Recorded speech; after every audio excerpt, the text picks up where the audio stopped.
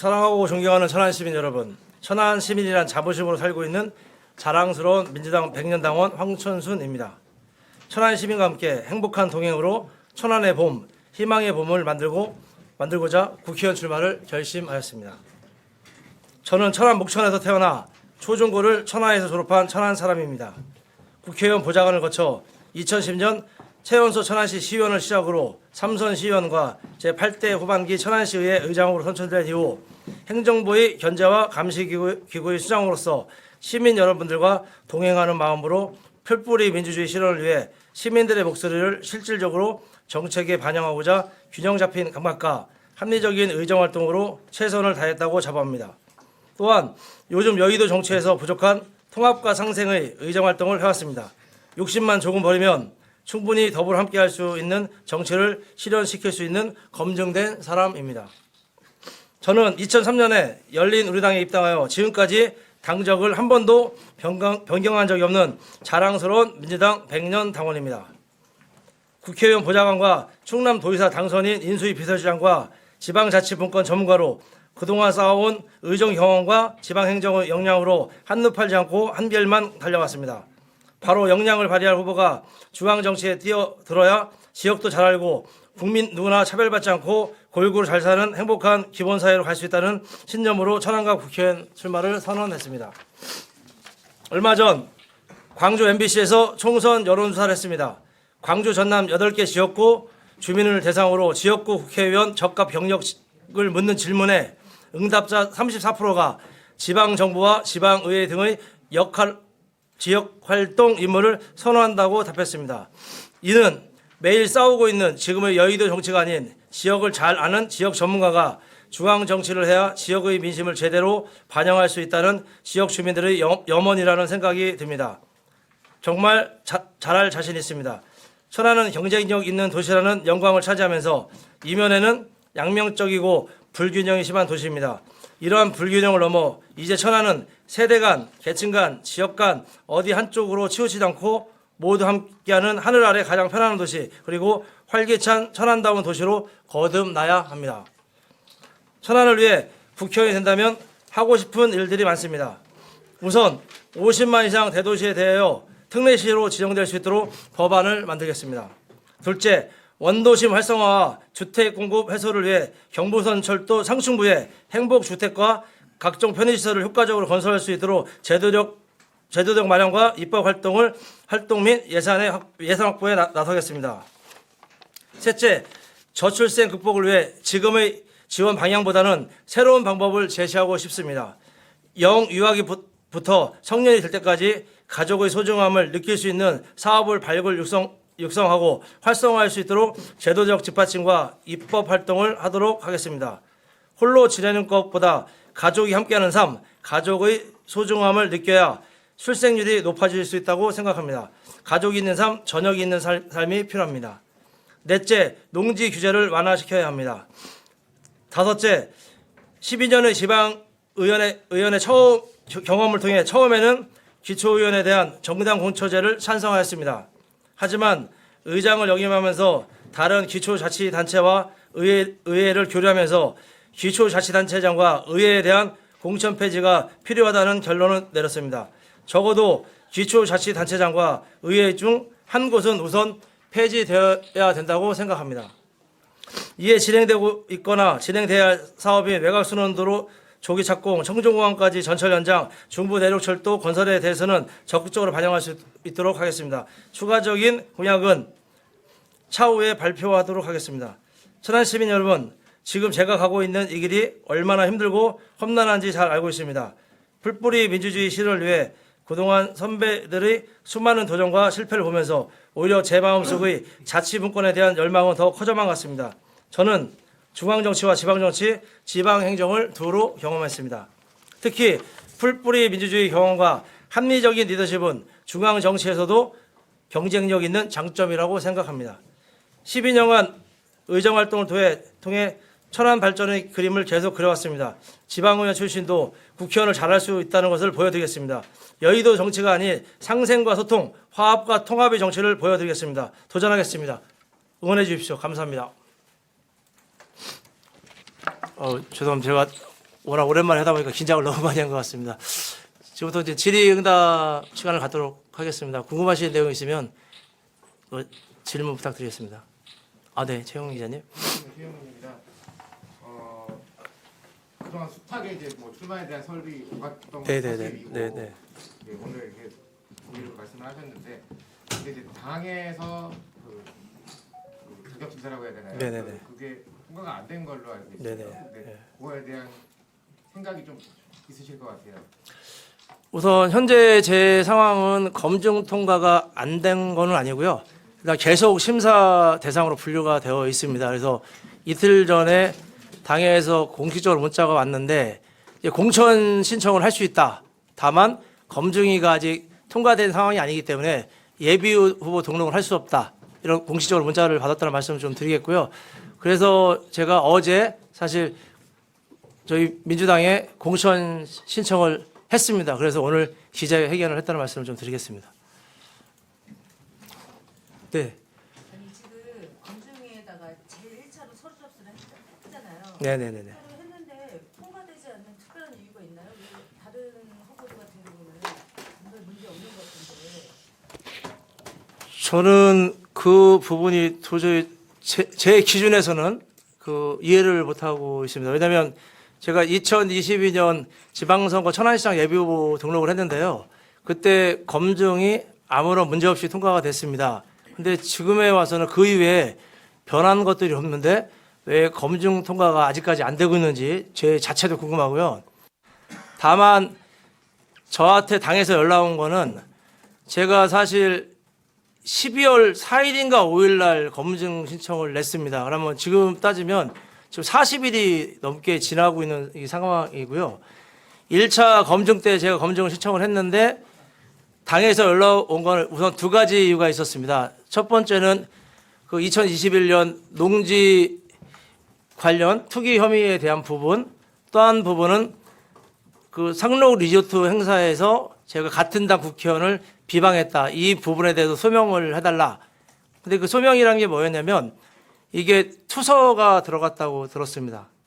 그래서 투서가 근데 제가 12월 5일 날 4일인가 5일 날 제가 그 검증 신청을 했는데 상록 리조트에서 일어났었던 일은 12월 9일 날입니다. 그러니까 그 심사하는 과정 중에 누군가가 저는 그거는 정확히 모르겠습니다. 투서가 내용이 두 가지였는데 한 명이 두 개를 넣은 건지 아니면 한 사람 한 사람씩 해서 넣은 건지 그거는 모르겠고요. 그래서 투서가 들어갔기 때문에 이제 검증이 이제 보류가 된 상태로 진행이 되다가 그리고 추후에 당에서 또 연락이 왔습니다. 예, 언론인 분들께서도 기억을 하실지 모르겠지만 2022년 지방선거 당시 제가 그때 저희 민주당 공천심사비가 과도하게 인상이 되면서 제가 공천 심사비가 너무 과도하다, 문제가 있다 이런 발언을 이 브리핑실에도 한 적이 있습니다.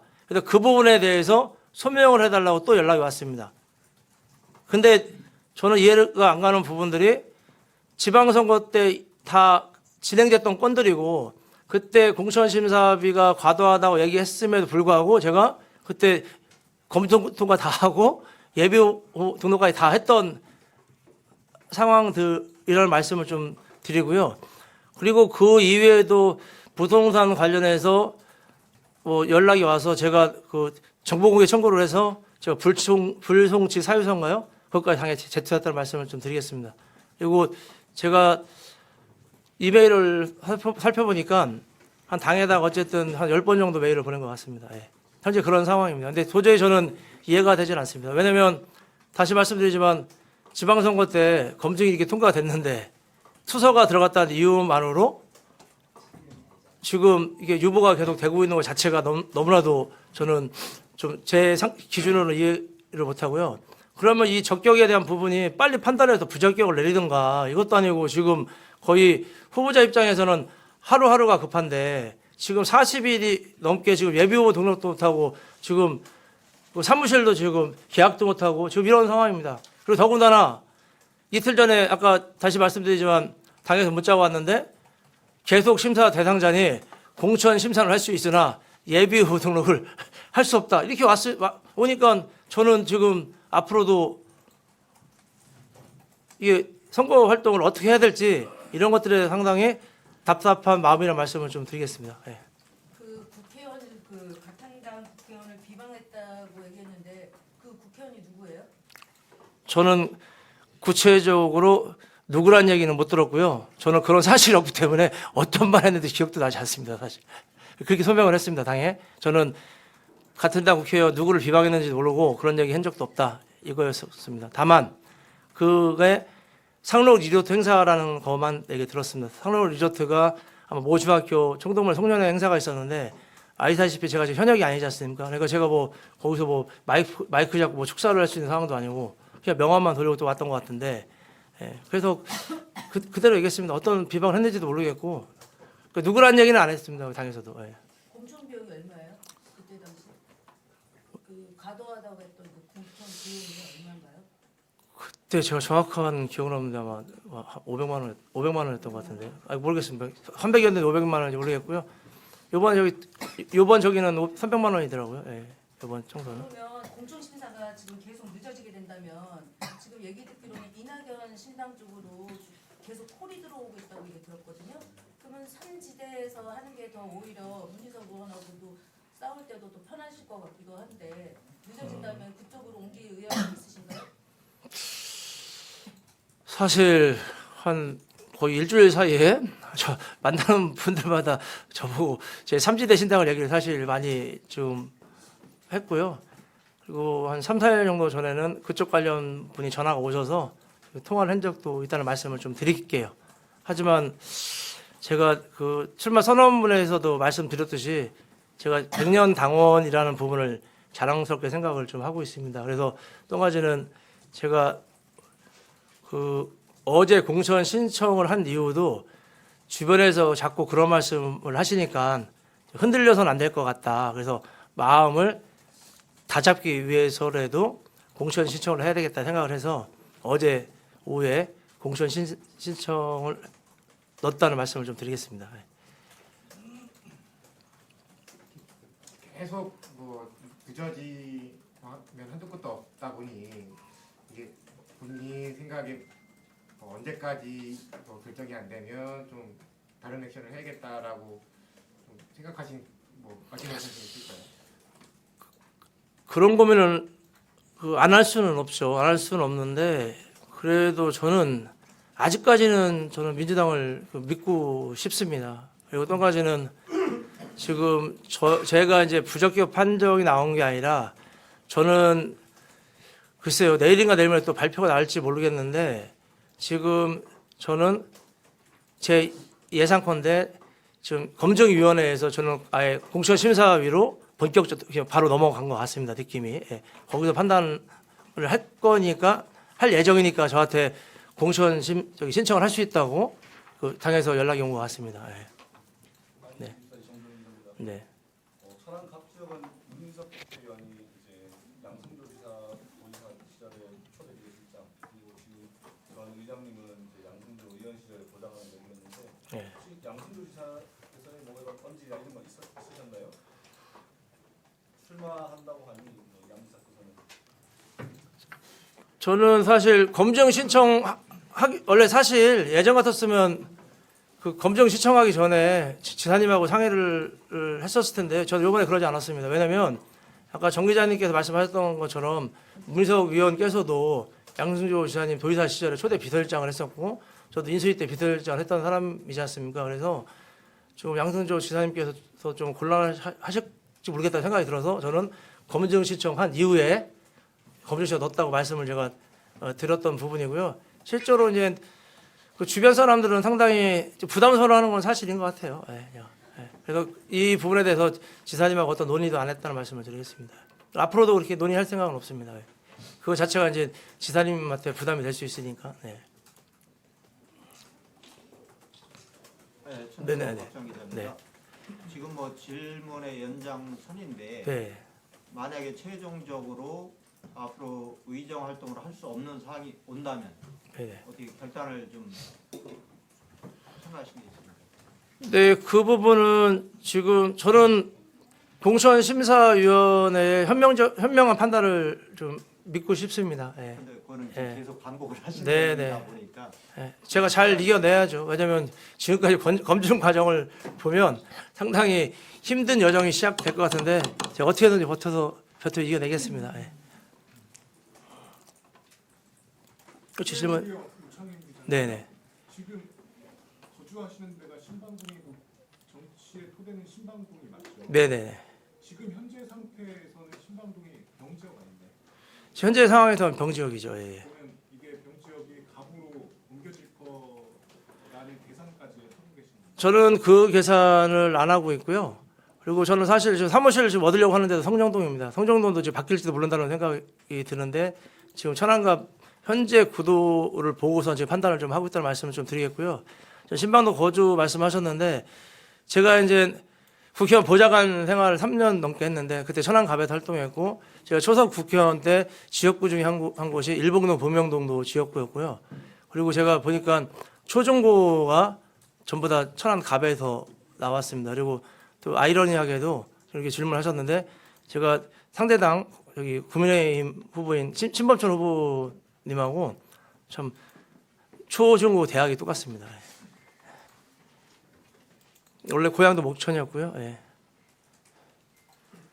추가로 드리고 싶은 질문인데 네. 천안 갑을 선택하신 이유가 어떤 건지 여기 내용은 안 나와 있거든요. 천안갑을 선택했던 이유 중에 하나는 일단 제 활동 영역이 천안병도 있었지만 그동안 보면 천안에 와서 20년 정도의 민주당 활동을 했는데 그중에 과반수 이상을 이제 그 천안갑에서 활동을 했고요. 그리고 거기서 소중고를 다 나왔고 그리고 또 한 가지는 저는 개인적으로 제가 어떤 특정한 후보를 지지하거나 이렇게 할 수는 없지만 저는 천안병의 이정문 후보랑은 저기 고등학교 동창뿐만 아니라 처음에 민주당 입당하는 과정에서 이번에 국회의원 출마 결정할 때까지 제가 이정문 의원하고 상의를 많이 했습니다. 그래서 이정문 의원하고 상의를 이렇게 많이 했는데 제가 이정문 의원하고 경선 붙는 거는 상당히 제 스스로 자체가 이건 아니다 이런 생각을 했다는 말씀을 좀 드리겠습니다. 예. 질문 하나 드리겠습니다. 오늘 전반적으로 말씀하시는 게 검증위의 결정이 좀 납득이 되지 않는 부분이고 앞으로의 과정도 좀 험난할 거라고 말씀을 하시는데 네네네. 네. 지금 상대 후보 경선 후보로 한다더라고요. 윤희석 의원은 검증 통과했지 않습니까? 네네네. 40일 가까이 통과가 안 되고 계시고 네네. 앞으로 뭐 험난한 뭐 여정도 예상이 되신다고 하시고 예. 이 문희석 의원은 다들 아시다시피 뭐 친명계의 예. 대표 의원이 예. 하고 예. 뭐 어떤 작용했다고 보실 수는 있으시는지. 저는 이거 도저히 이해 안 가는 부분들이 너무 많아요. 사실 많은데 그렇다고 이게 어떤 증거라든지 이게 물증 있는 게 아니잖아요. 그렇기 때문에 저도 상당히 대답하기 상당히 심증은 있으나 이 부분에 대해서 대답하기가 좀 어렵고요. 만약에 제가 천안갑이 아니라 다른 지역에 출마했다고 하면 제가 이렇게까지 공경스러웠을까 이런 생각이 드는 건 사실입니다. 예. 천안갑에 후보님 말고 네. 다른 분도 하고 있지 않나요? 생각을? 민주당이 없나요? 민주당은 없고요. 예. 저분은 아니신가요? 인치견 전 의장님은 아직 그런 얘기는 못 들어봤습니다. 예. 예.